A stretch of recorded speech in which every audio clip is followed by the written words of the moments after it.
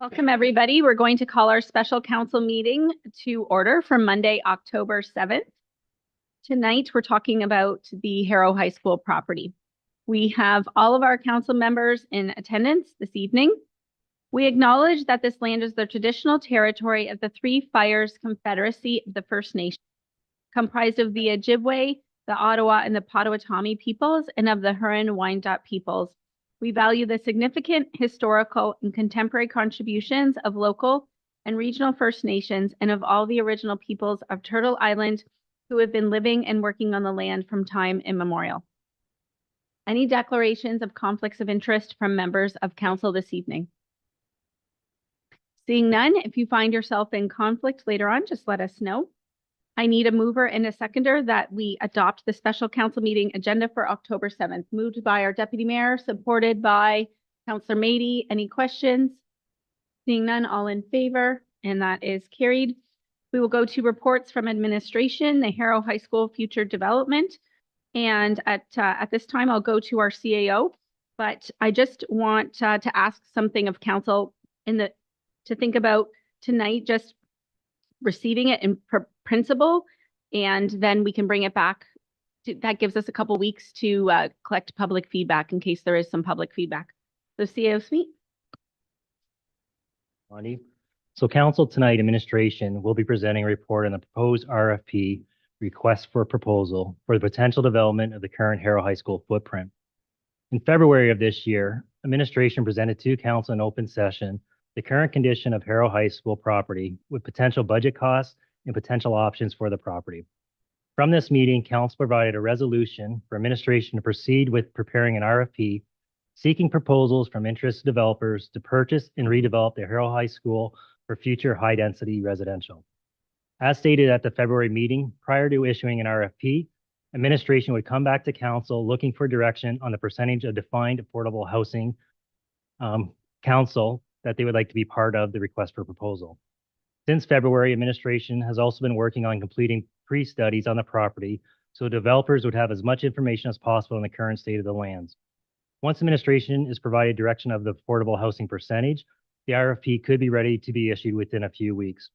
Please note that the part of the process will be to have public consultation on potential proposals prior to any final decision being made on potential development of these lands. So at this time, administration has prepared a presentation with three of our departments. And to begin, I'll turn it over to Director Chadwick.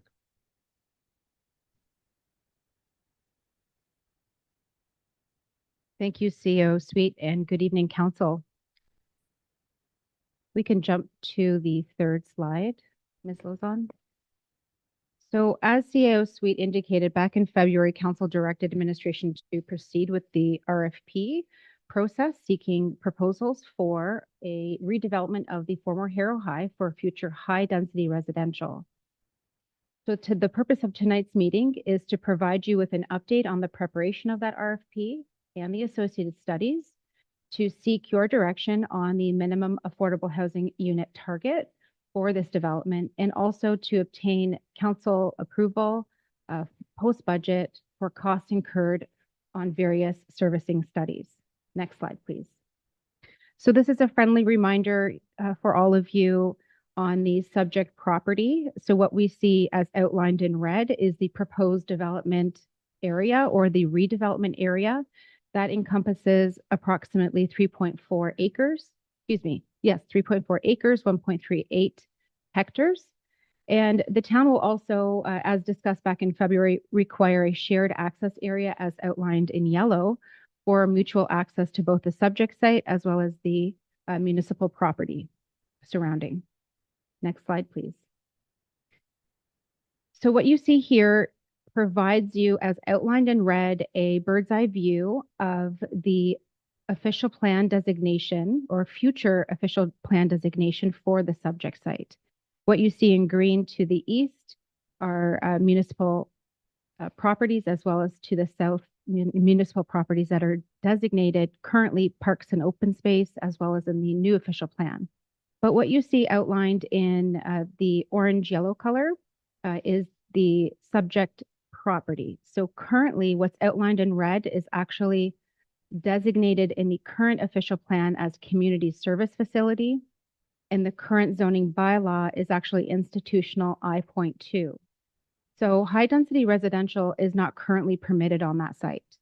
So what we're doing to prepare, as council directed us to do so back in February, is we are proposing a redesignation in the new official plan for the property, or the portion of the property as outlined in red, to urban residential.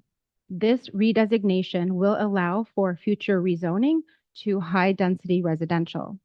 And that future rezoning is a public process, which would warrant not only a public meeting, but perhaps we could also, to the discretion of administration and council, host an open house prior to a public meeting. And that zoning would be site specific, dependent on the preferred proposal. The town is also proposing to undertake that rezoning of the land to align with that preferred proposal at no cost to the developer. Next slide, please.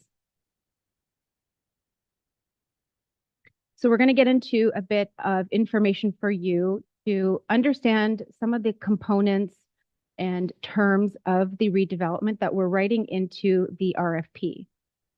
So first and foremost, the scope of work. What we are proposing, and as you already have directed us to do so, we are giving the option to the developer to purchase and develop the site for high density residential, or the developer may adaptively reuse the existing building.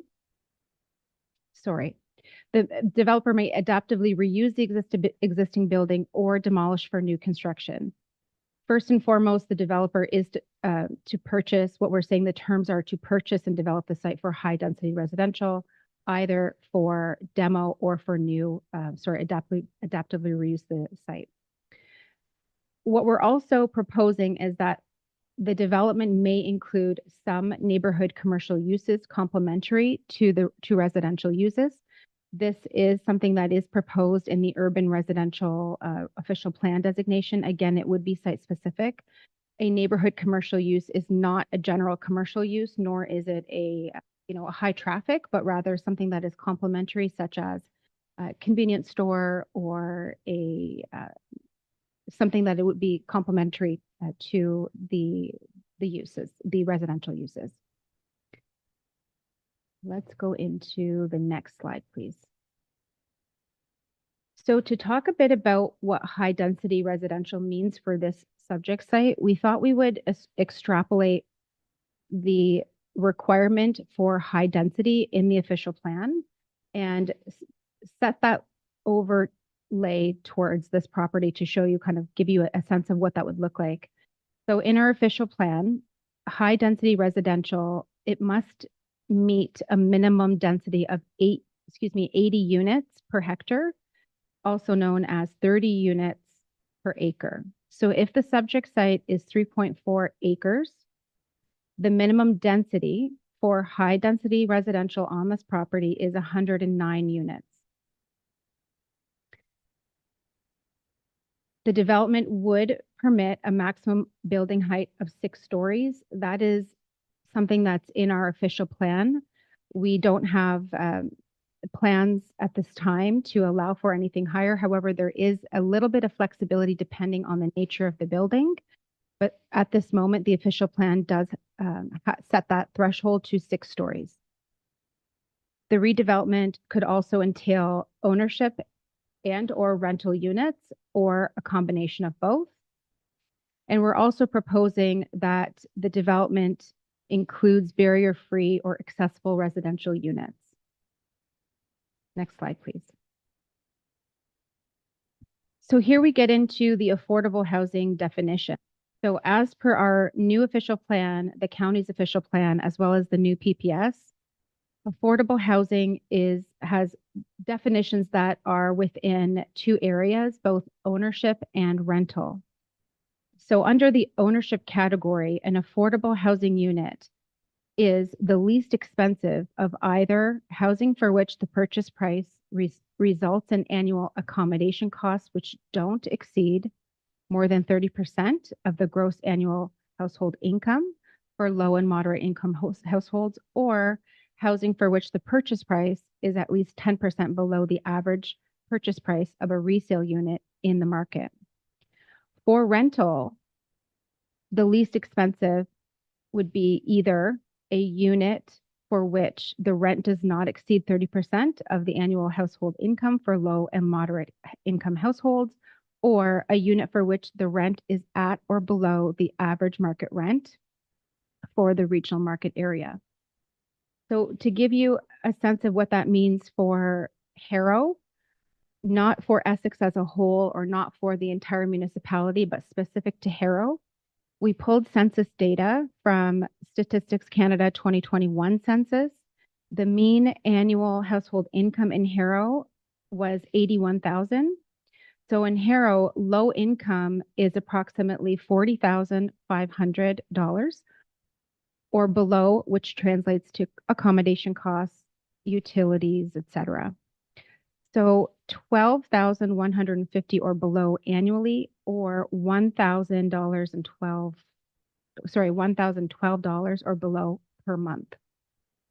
In Harrow, moderate income is approximately 64,000 or just under 65,000 or below, which translates to accommodation costs, including utilities, to be 12,150. So there's a range between 12,000 and about $19,000 annually, or about $1,000 to $1,600, including utilities per month. So we do have that data to help define what affordable housing ownership and rental in the settlement area of Harrow is. Next slide, please. So in line with provincial and county targets, the current and draft official plan, so not only the draft official plan, but actually the current official plan also mandates a minimum of 20% of new housing in the town of Essex to be affordable. So again, if we extrapolate that and we layer that onto this subject site, if the subject site is 3.4 acres in size and the minimum density is 109 units, this means that a minimum number of affordable housing units should be set at 22 units. So as we discussed earlier, administration is seeking your support on the inclusion of this target in the RFP. Next slide, please. Other terms of the RFP that we are proposing that developments achieve reductions in energy consumption and greenhouse gas emissions. That can be done through several measures, such as improving building efficiency and performance, even accommodating facilities to accommodate electric vehicles and charging stations, as well as implementing alternatives to traditional forms of heating and cooling. What we're also stipulating in the RFP are several types of dwellings that are ineligible for this particular property, and that includes proposals that are in the form of an emergency shelter, a crisis care center, or transitional housing. So we're going to jump now into a discussion to give you a sense of where we're at with certain servicing studies. And I will pass the floor, if okay with you, Mayor Bondi, to David Macbeth.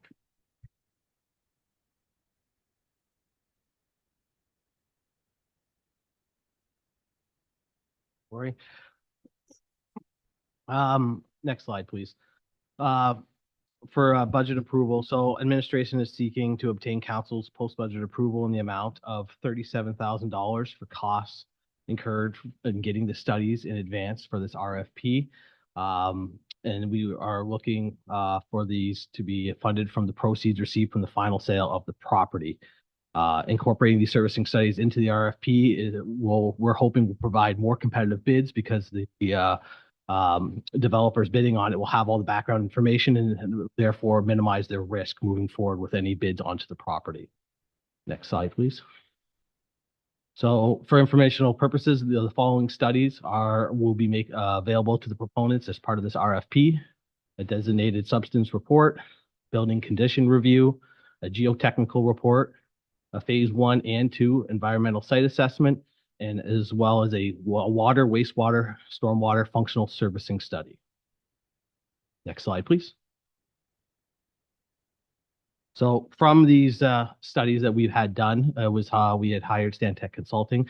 They had provided that for the sanitary, that the assuming that there's no pump station upgrades made to the existing pump station at the treatment plant off of Roseboro Drive, that we would be able to only accommodate for 45 people.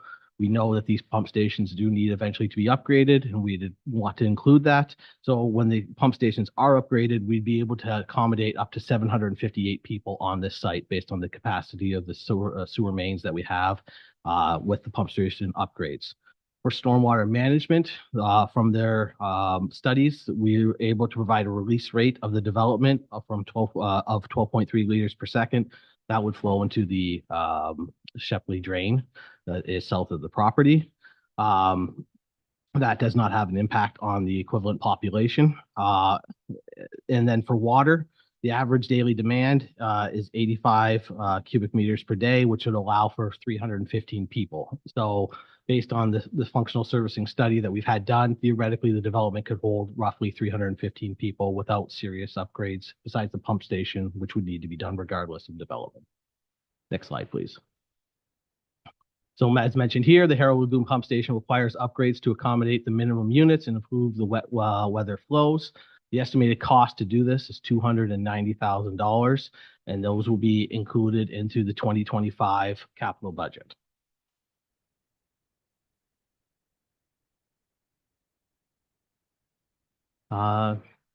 Next steps is, I believe, going to Kate.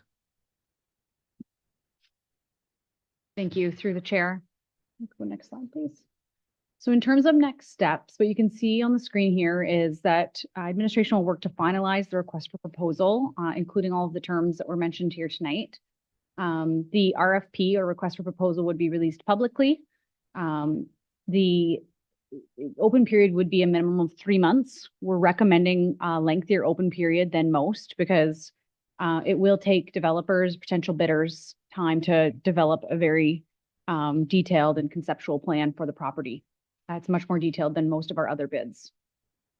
We would then have the RFP close. There would be an evaluation of proposals, potentially interviews with any of the bidders if that was required. It would be considered by council, and then there would be an agreement of purchase and sale that would be entered into. So you can see that we haven't put any dates to the timelines as it's dependent on formal approval. And so at that formal approval, we'll have a better idea of when this tender would actually be posted. Thank you.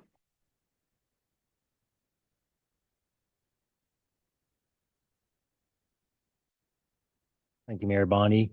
So on the screen, council can see the recommendation. Basically, in terms of the affordable housing target, as Director Chadwick mentioned, we would recommend that the minimum of 20% be included in the RFP. And also we're looking at, due to those studies, again, as Mr. Macbeth mentioned, had some studies completed to get more competitive bids. But as Mayor Bonnie said at the beginning of the meeting, want to make sure the process, there's no rush on this. We're looking for the best solution for that property. So what we could look at tonight is, in principle, accept the first bullet point there of the 20% recommendation and see what feedback we get from public on that number. Then we could bring it back in 2 weeks or a month, whatever council determines as unfinished business, to kind of finalize that, or any other questions. And then we can start finalizing the RFP if that's the further direction by council. You CEO Sweet and directors looking for questions, comments from members of council. Director Chadwick, can at some point, can you send council the stats on the rent? Because that wasn't included, and that's really helpful information. And that's a question we're going to be asked. Deputy Mayor Shepley.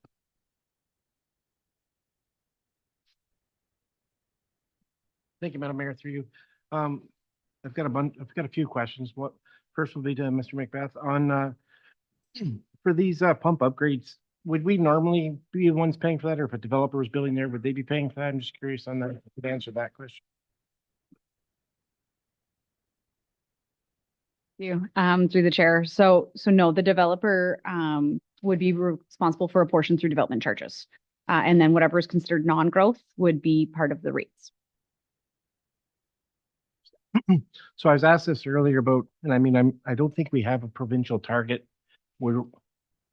Would we be available? Would this help us in any way towards a provincial target to get money from the province under the Build Homes Faster Act? But I don't believe we have a target number. Is that correct? Deputy Mayor, if I'm not mistaken, I believe you're referring to housing targets, maybe not just affordable housing targets. So certain municipalities, a certain number, a population number and higher would have targets set by the province. We in, we'll say Essex County have, I believe, an overall target for number of housing units to meet this 1.35 or 1.5 million by 2030 in general in terms of housing. What I do understand is that the county is embarking on a regional affordable housing strategy. What I understand is that the strategy will entail data collection for the county for an affordable housing target for the region. In other words, the city will have its own target and the region will have a target. What I do understand is that the lower tier municipalities will then extrapolate our own target as well. Although this data is not currently available, it would give us that, you know, over a certain horizon, 20, 25 years, a certain number of affordable housing units that each of the lower tiers would be encouraged and required to meet in order to meet that regional target. Next, in our RFP, did we include that there would be, if they're not going to utilize the building, that there would be a timeline for them to demo the building that's there so that it doesn't sit derelict the way it is now, so that it would, you know, if we accept an RFP that it's not going to be that way forever, did we include anything in there for that?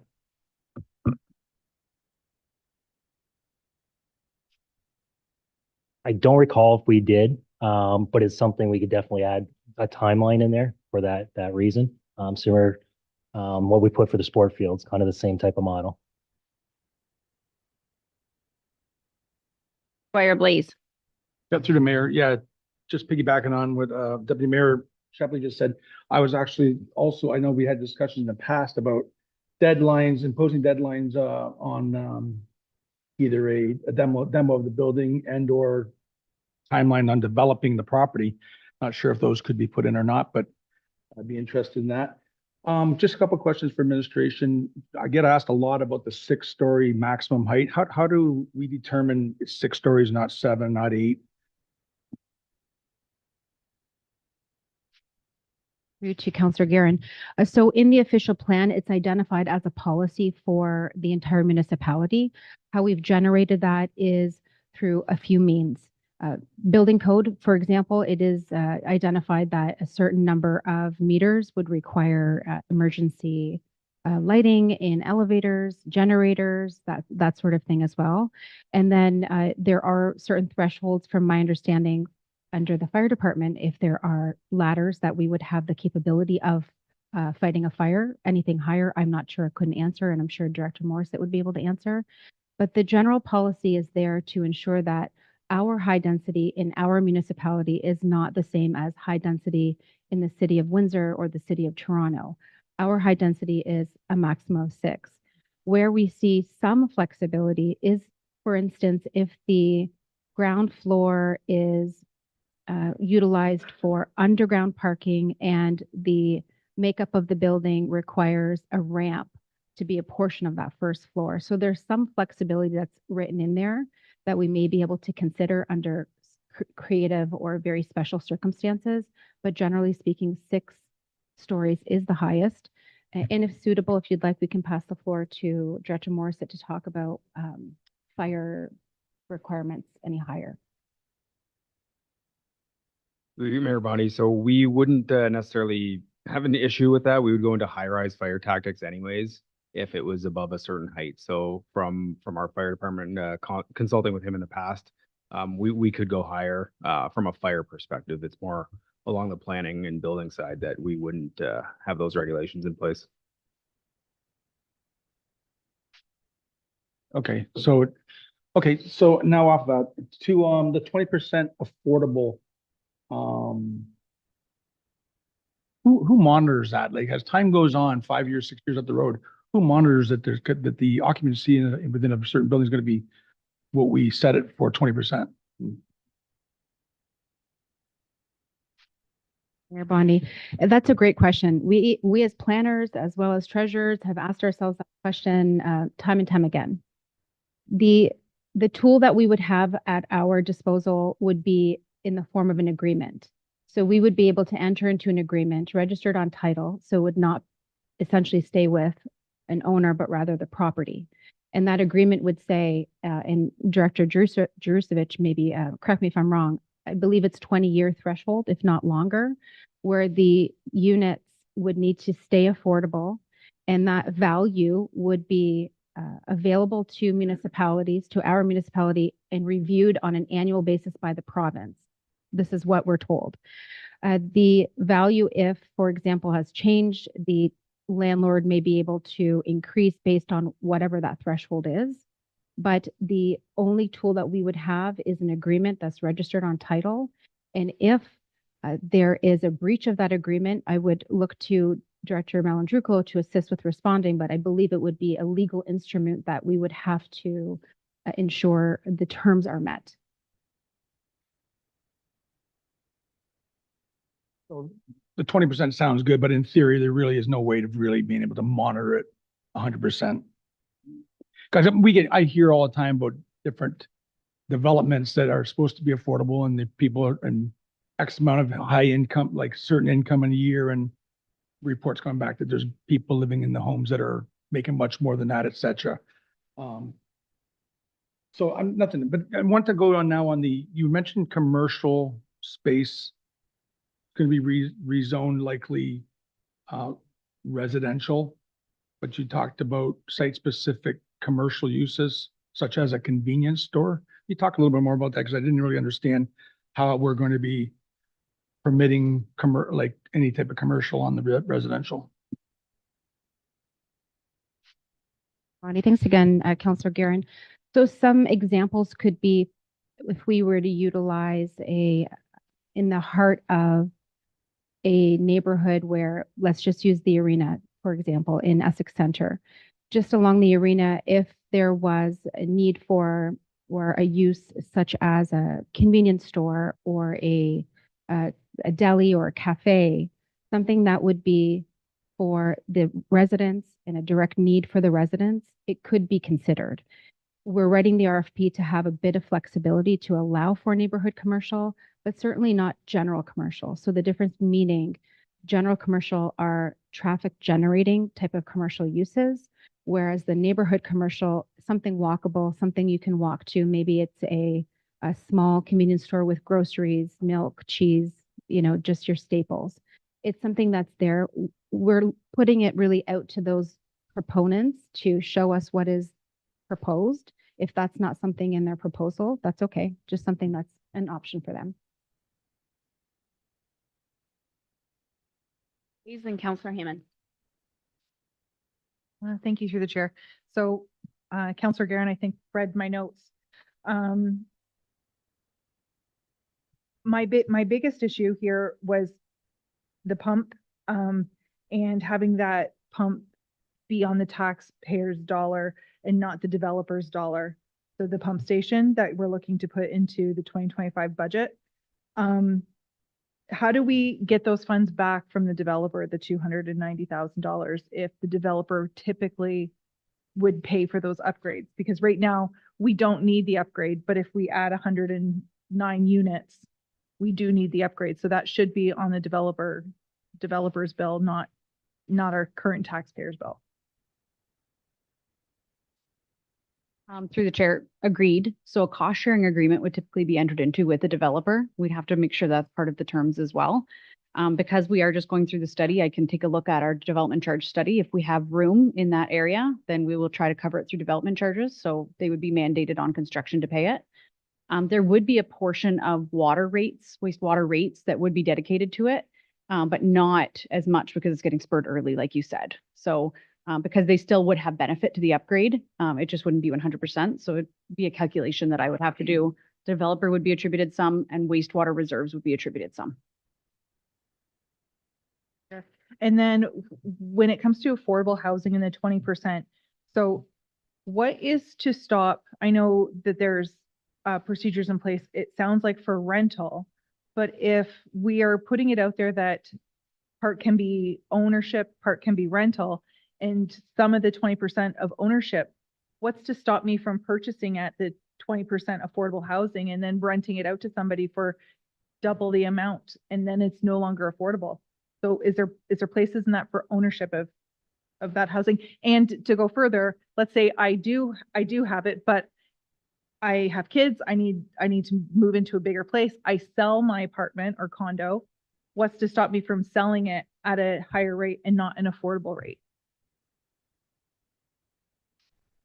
The chair, so it is up to us to monitor all of that as a town. So my department would be up to having to check everyone and make sure annually that they submit a statement that they're considered affordable still. We haven't gone through this yet, nor has really any of our neighbors. So this is sort of a learning curve. What we've discussed with our consultants is we'd register it on title. Because affordable, we have to waive their development charges essentially. What we would say is in just the portion that's affordable, not the entire development. We would say, if you want to continue that waiver as a developer, we're going to put a lien, right? Or some sort of financial instrument so that if we found out they were in breach, we could at least collect on that amount of monies. Sort of a disincentive to not stay affordable. So far, that's all we've seen is the only tool in our toolbox to try and like recollect the DCs if they're in violation of not being affordable.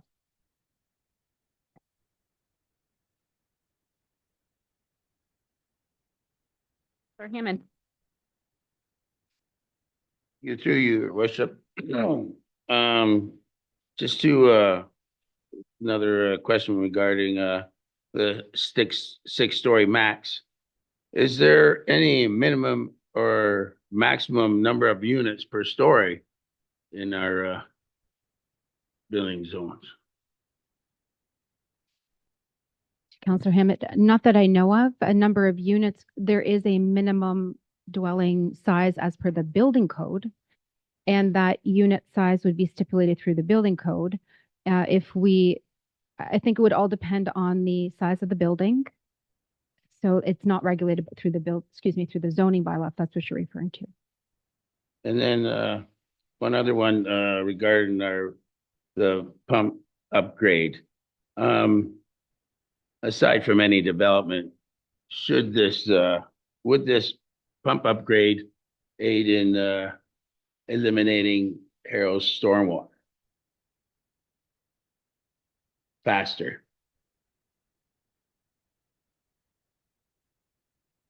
Chair, the pump upgrade, I don't have the details on me of what it would be increasing. I don't know if it's actually increasing the capacity itself, like the release rate, or if we're just doubling the size. My guess is that it will allow it to have a higher discharge into our facility. So it would assist a little bit, but the type of events that you're talking about are when the amount of storm water sitting in those in the sanitary sewers due to the high rainfall events, there'd still be a certain amount of flooding because of the level of service that we already have between our sewers and you're talking about the 100-year events essentially that we have, right? Our sewers aren't designed to have that. They can only convey so much anyway. So while it would help move the flow faster, you're still going to have those restrictions. It wouldn't eliminate it. So then no significant impact regarding getting rid of stormwater then? Through the chair, no.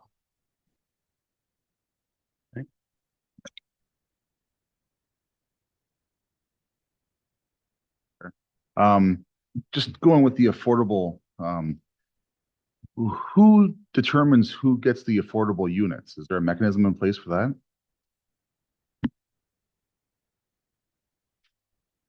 Bondi, through you to Councillor Mady, could you explain a little bit more? Do you mean in terms of meeting I guess the partnership and who the proponent partners with? Yeah. So if we're gonna have units that are available that you can purchase for $1,200 a month, I'm sure there's gonna be quite a line of people that are gonna want to purchase these units for $1,000 a month. What criteria is met for those people to be able to purchase the units? Your Mayor Bondi, take a crack at it. To your question, Councillor Mady, as it's not a town of Essex building, it would be up to that developer. And I think as mentioned by the directors, we would have to have certain agreements in place to ensure that they are going to be affordable. But I think it'd be up to that developer, manager of that facility to determine their criteria. Who's in the queue?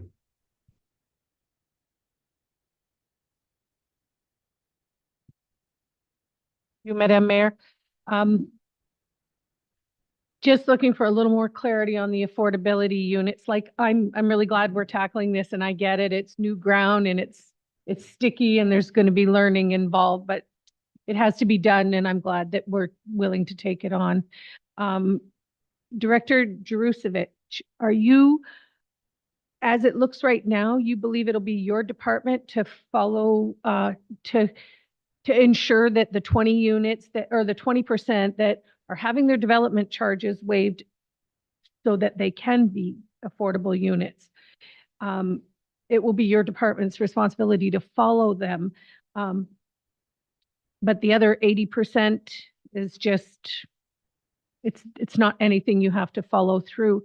And I guess, like, can those units change? Like, can the 20% change? Can one unit that was rented out as at an affordable rate and considered one of the affordable units, can that change over time?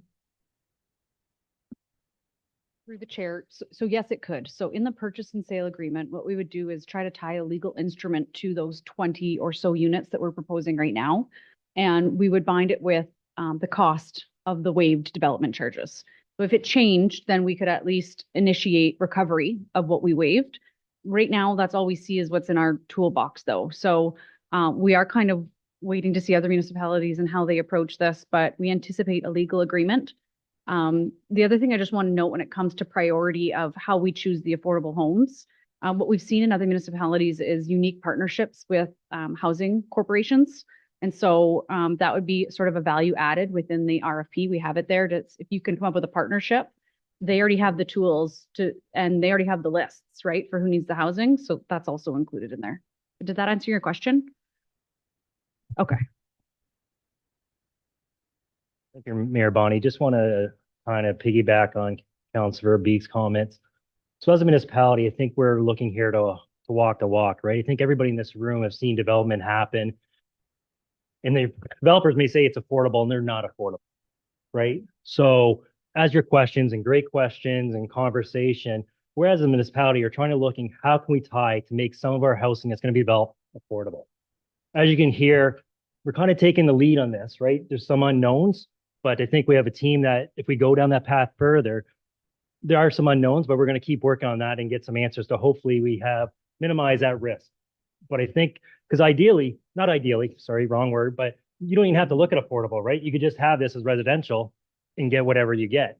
But as a municipality, this is one thing we want to bring forward. I think this council feels it important that we do something to truly be affordable.